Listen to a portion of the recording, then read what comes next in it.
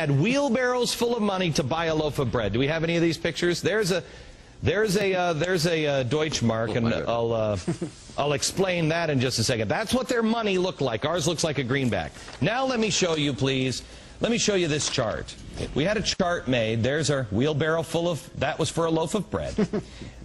Here comes the chart. If you watch the chart, this is 1929, there was a stock market crash. This is how much money is in circulation. See the flat line, 1941, 1965, Vietnam, then 2000, Y2K.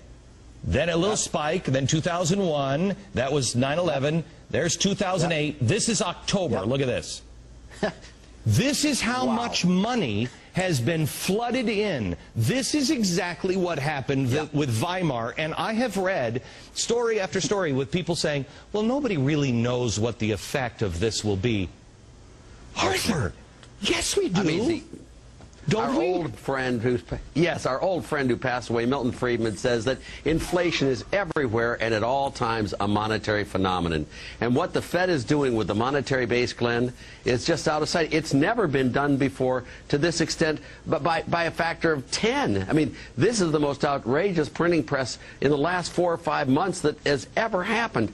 It's going to be followed in a year or 2 or 3 from now with serious inflation unless something is done right away. And I don't see it being done. What's scary?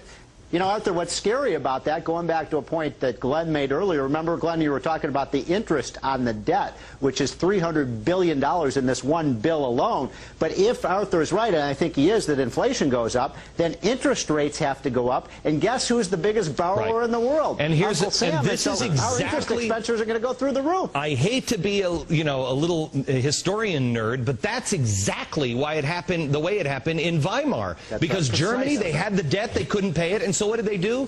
They took their money like this, $1 bill, and just marked it as where is the camera? As they marked it as 1,000. Then, when that wasn't enough, a $1 became a 10,000. Then it became 100,000. Then it became $1 million.